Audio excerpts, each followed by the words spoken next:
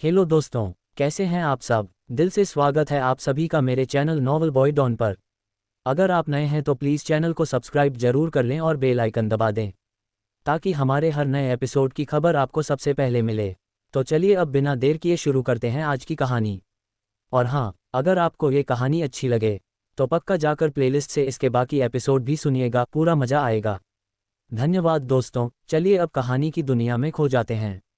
Dark rose, demon boy and cute girl, season 2 episode 1, एक अधूरी जीत और नई शुरुआत। 4 महीने, अरण्या की जिंदगी के सबसे लंबे 4 महीने।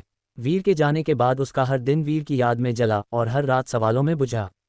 वो काली रात जिसमें राक्षसों की दुनिया से युद्ध हुआ था, पूरी दुनिया को लगा था कि बुराई हार गई। लेकिन केवल अरण्या जानती थी कि उस जीत की कीमत कितनी भारी थी। उसने वीर को अपनी आंखों के सामने अंधेरे में समा जाते देखा था, लेकिन उसकी आत्मा चीख चीख कर कहती थी वो मरा नहीं है। वो हर रोज उसी खंडहर में जाती जहां वीर ने आखिरी बार अपनी ताकत का विस्फोट किया था।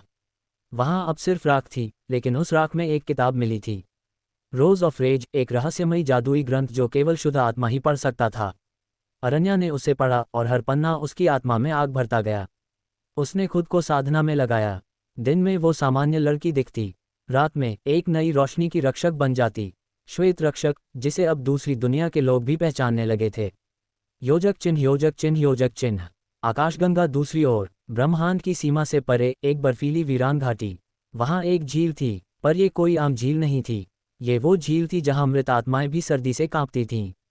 झील के तल में बंधा था एक शरीर, वीर। उसके शरीर को 100 असुरों की आत्माओं ने जकड़ रखा था। उसके चारों ओर मंत्रों की दीवार थी जो लगातार कहती थी, ग्रेटर दैन, यादें मिटाओ, शक्ति उठाओ, इंसान से ऊपर बनो। वीर की आंखें अब सफ़ेद हो चुकी थीं। उसका चेहरा शांत था, लेकिन उसकी सांसें उस झील को हल्का हल्का कंपन दे रही थीं। उसके अंदर की मानवता और राक्षसी शक्ति अब एक तीसरे तत्व में बदल चुकी थी। शून्य शक्ति, पावर ऑफ वॉइड, जिसमें न दया थी, न घृणा, न प्रेम, न भय, बस एक खालीपन जो ब्रह्मांड को फिर से गढ़ सकता था। योजक चिन्ह, योजक चिन्ह, योजक चिन्ह। इस बीच अरण्या को मिलता है एक संकेत। रात के तीसरे पहर आकाश में अजीब सी गड़गड़ाहट हुई, जैसे बादल नहीं, आत्माएं चीख रही हों। रोज ऑफ रेस का एक पन्ना अपने आप जल गया। जले हुए अक्षरों में केवल एक वाक्य उभरा, ग्रेटर दैन। वो लौटेगा, लेकिन वही नहीं होगा जो गया था। अरण्या चौंकी। वीर, उसके दिल की धड़कनें बढ़ने लगीं। अगले ही पल उसके घर के दरवाजे पर किसी ने दस्तक दी। ठक ठक। अरण्या धीरे से आगे बढ़ी। दरवाज़ा खोला, कोई नहीं था, सिर्फ जमीन पर रखा था एक काला गुलाब, बिल्कुल वैसा ही जैसा वीर दिया करता था। वो कांप उठी, क्या वीर वापस आ गया है। लेकिन तभी दीवार की परछाई में कोई आकृति उभरी, लंबा, शांत, उसकी आंखों में कोई भाव नहीं था। वो बोला नहीं, बस एक हल्की हवा चली और वो आकृति गायब हो गई। अरण्या अब डरने नहीं वाली थी।